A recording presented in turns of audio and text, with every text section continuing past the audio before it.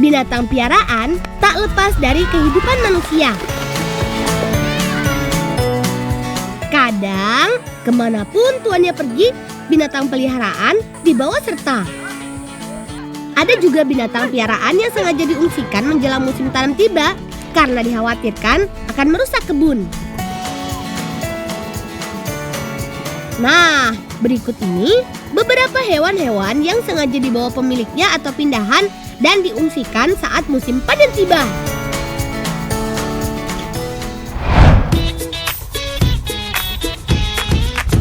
Bolangers, kerbau ternyata nggak cuma jago membajak sawah loh. Percaya nggak kalau kerbau bisa berenang menyeberangi laut luas? Di Sumbawa, Nusa Tenggara Barat, kerbau adalah hewan ternak yang menyatu dengan sebagian besar kehidupan warga Sumbawa. Tapi, ada aturan yang disepakati bahwa hewan ternak ini tidak boleh berada di Pulau Sumbawa Besar ketika musim tanam tiba. Dikhawatirkan akan merusak tanaman milik para petani. Akhirnya, ternak seperti kerbau diungsikan ke Gili Rakit yang terdapat di seberang dan tidak berpenghuni. Di Gili Rakit ini, kebo dilepas liarkan mencari makanannya sendiri sampai musim kemarau tiba. Nah, memasuki musim kemarau, ternak-ternak ini harus pulang ke Pulau Sumbawa Besar karena di Gili Rakit tidak ada sumber air tawar. Cara si kebo ini pulang ke Pulau Sumbawa Besar unik loh, yaitu dengan berenang. Siapa sangka mamalia berbadan kuat yang satu ini juga pandai berenang. Tradisi kebo nange atau kerbau berenang ini hanya ada di Tarano, Sumbawa loh, Bolangers. Kerbau sanggup berenang menyeberangi lautan antara Gili Rakit menuju Pulau Sumbawa Besar. Jaraknya kurang lebih sejauh 5 kilometer. Hebat ya! Bagaimana mereka bisa berenang? Ternyata di sini rahasianya, Bolangers. Kerbau-kerbau akan mengikuti induk yang paling besar sebagai ketuanya.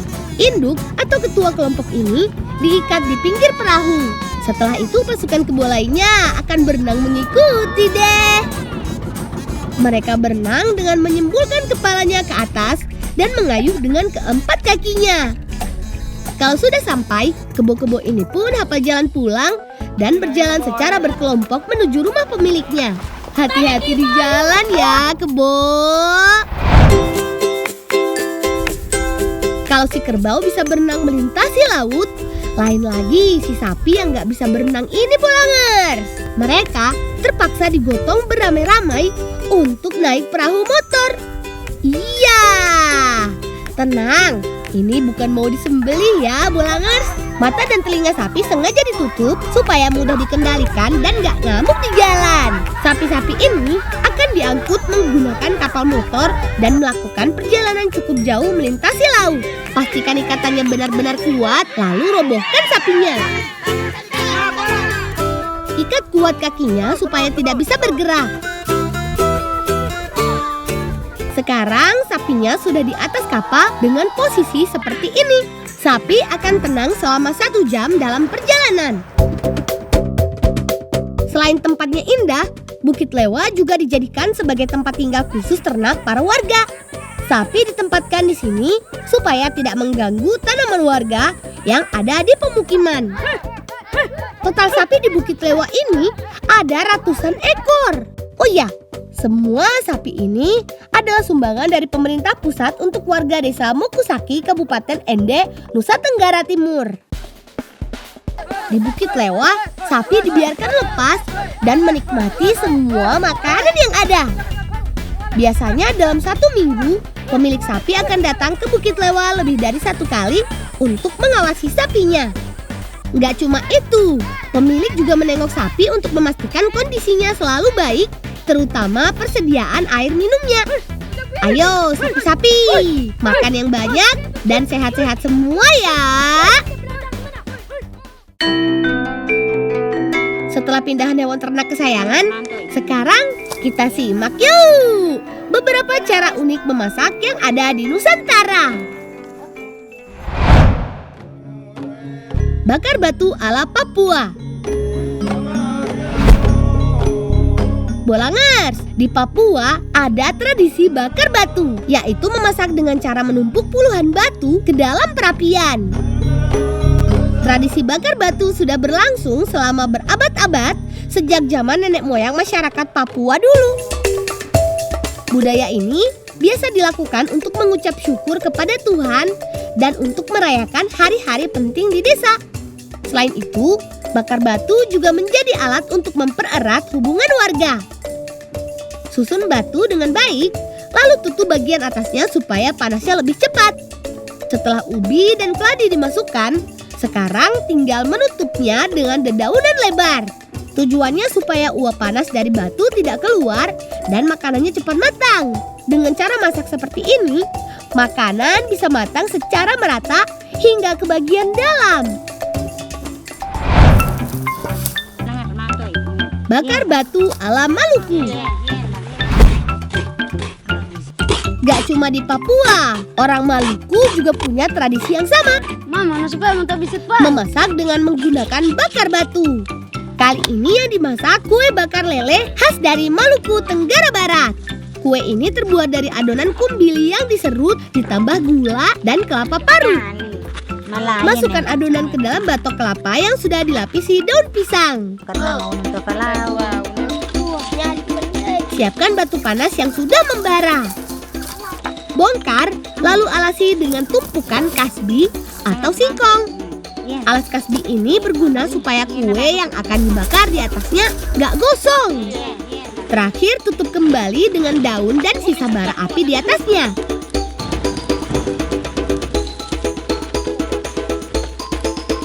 Kalau kasbi atau singkongnya sudah matang, artinya kumbili lele bakarnya pun sudah matang dan siap dinikmati. Harum, gurih, dan nikmat. Di Pulau Buru ada cara masak unik menggunakan uap rotan. Kali ini yang akan dimasak labu kuning atau walu. Gali 3 buah lubang di kedua sisi, 2 untuk mengubur buah labu kuning, satunya lagi untuk membuat api. Beri jarak antara lubang satu ke lubang lainnya tergantung dengan panjang rotan. Setelah ketiga lubang selesai, hubungkan antar sisi lubang dengan galian kecil untuk mengubur rotan sebagai media penghantar panasnya. Buat lagi 1 buah lubang untuk memasukkan ujung rotan ke dalam labu. Sesuaikan ukurannya.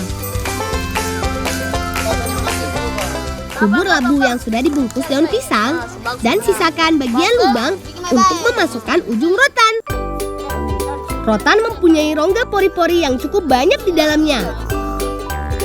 Selain itu, rotan juga menyimpan cadangan air di dalam batang.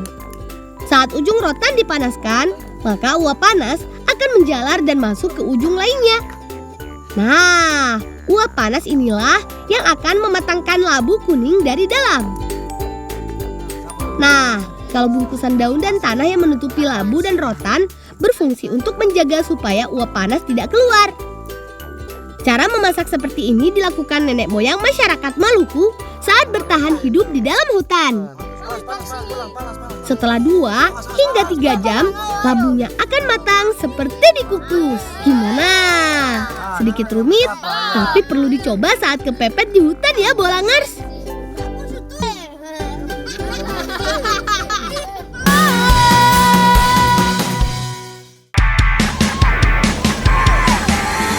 Kang Tatang beli petasan. Selamat datang di Pantai Pangasan. Gimana? Sudah siap membolang hari ini? Ayo, kita mulai. Siapa yang di rumahnya sering main lompat tali? Tapi yang kami mainkan ini bukan tali sembarang tali. Ini tali akar yang kuat banget. Siapa yang bisa cepat memindahkan bola di dalam keranjang, dialah pemenangnya. Tapi ada syaratnya. Siapapun yang memindahkan harus selalu ada di dalam putaran tali. Gampang-gampang susah kan? Kuncinya harus kompak antara pemutar tali dengan yang bertugas memindahkan bola. Jadi makin semangat deh mainnya. Apalagi sambil mendengar deburan ombak Pantai Pangasan. Seru! Gimana teman, pemandangannya? Indah kan?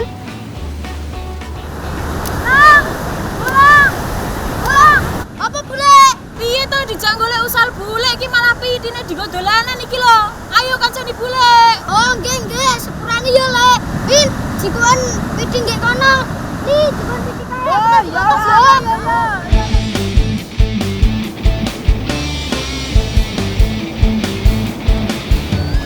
Sudah ada Kak Vivi dan Kak Cindy juga ternyata.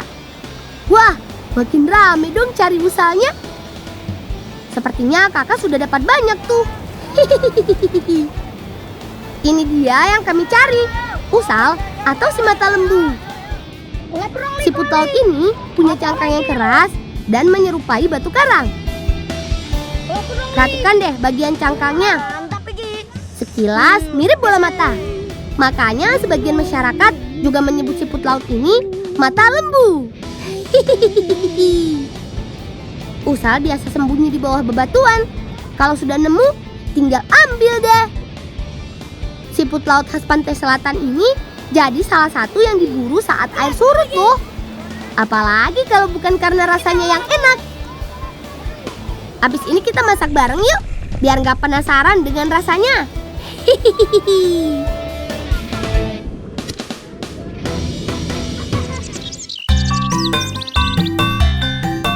Menu ala petualang kami hari ini usal bakar kelapa. Panggang usal di atas yang panas. Ini salah satu tips kami supaya mudah membuka cangkang usal. Panas membuat cangkang usal akan terbuka sendiri. Nah, kalau air di dalam cangkang ini berbuih atau mendidih, itu tandanya sudah hampir matang.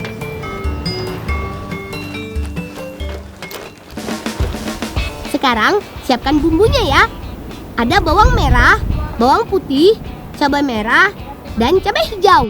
Semua diiris kecil dan tipis. Tambahkan juga irisan sayuran yang kalian suka. Alvin lagi menyiapkan beberapa buah kelapa kupas untuk wadah memasak nanti.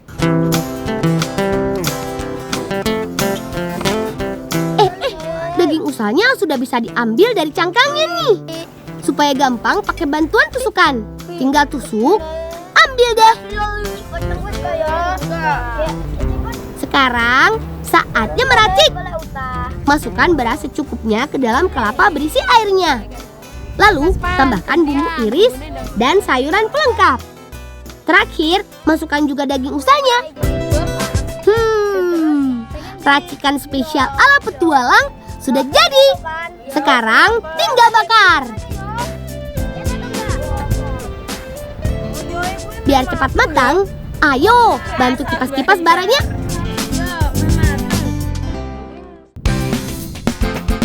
Tara! Usal bakar kelapanya sudah jadi.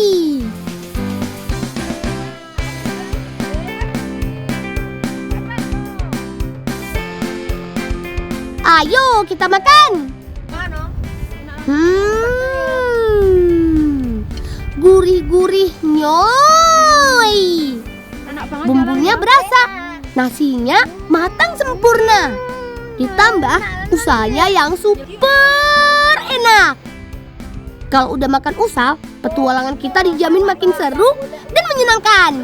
Selain tinggi protein, usal juga bisa menambah energi supaya bertualangnya nggak capek.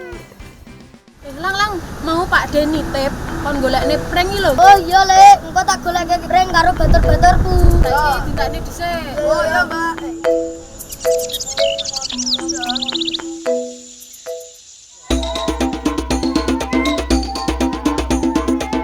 Seingatku ada beberapa pohon bambu di kebun paman. Semoga ingatanku nggak salah ya teman-teman.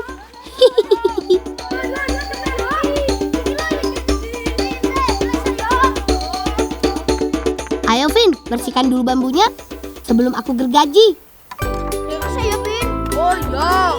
Kan tegoreng kok iki ya. Oh iya, Menurut buku yang aku baca, dari total ribuan spesies bambu yang ada di dunia, 159 spesies ada di negara kita. Salah satunya ada di desaku tercinta nih. Gak usah jauh-jauh pergi ke negeri tirai bambu kan? Sudah hampir roboh nih. Siap-siap ya. Sip. Ayo bersihkan dulu bambunya biar bawanya gampang. Terutama bagian pelepah yang ada di setiap ruas bambu ini, teman. Banyak bulu bambunya, bisa bikin kita gatal-gatal. Baiklah, sudah bersih semua. Ayo bawa ke paman.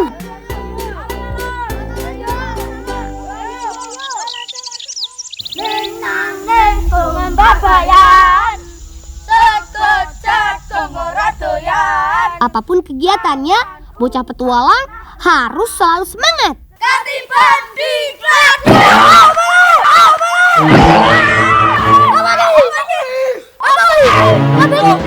Aku lang. Oh, Kang Iput. Saya ayo digorok saya.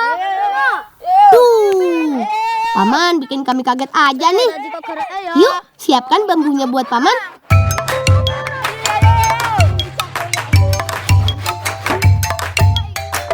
Beri sedikit lubang supaya bambunya bisa diikat tali. Iki langsung wisane bolongan iki tak kayak ana tali. Ikat yang kuat, Pin.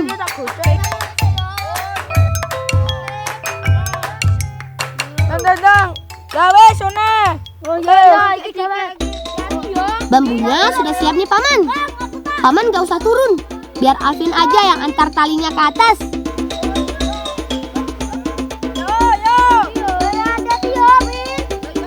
Nah, kalau sudah begini, tinggal kami tarik deh talinya. Lebih gampang kan? Sepertinya paman memang kekurangan bambu untuk tempat menampung sajeng. Setiap bambu dipasang pada tandan bunga kelapa yang ada di bagian pucuk pohon. Biasanya dipasang pagi hari, lalu sore atau besok paginya sudah bisa diambil. Sepertinya paman juga meniru cara kami menurunkan beberapa bambu berisi sajeng dengan tali.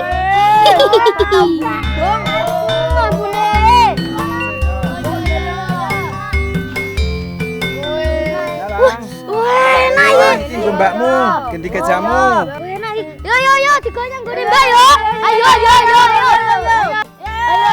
Kang, matur nuwun yo.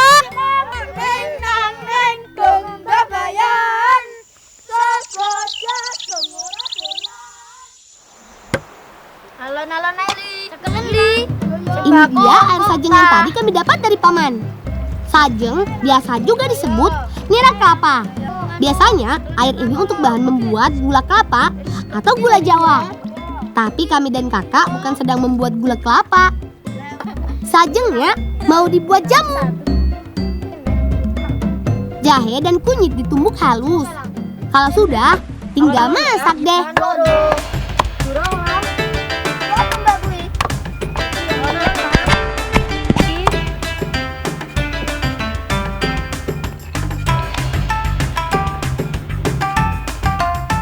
Apinya sudah siap tuh. Bariki terus Mbak. Panaskan lebih dulu air sajengnya. Aduk sampai hangat. Lalu tambahkan ditumbuhkan jahe dan kunyit. Masukkan serai, daun jeruk, dan cengkeh. Aduk terus sampai mendidih. Dari aroma rebusannya saja sudah bisa dapat manfaat karena uapnya mengandung atsiri yang menyegarkan. Air rebusan sudah mendidih, tandanya sudah bisa diangkat. Untuk pelengkap, kami punya madu. Bukan cuma untuk pemanis rasa, madu juga jadi pelengkap nutrisi dan khasiat jamu ini. Pulang saya. Ini apa? Segarnya, hangat di perut, enak di mulut. Satu gelas air sajeng pas banget untuk menggantikan tenaga yang hilang setelah beraktivitas. Jadi gak gampang capek. Belum lagi kandungan vitamin C-nya. Pokoknya bagus banget deh untuk kesehatan tubuh. Tuh, Ali aja langsung pamer otot. Bisa aja nih Ali. Rasanya seperti Anda menjadi Iron Man.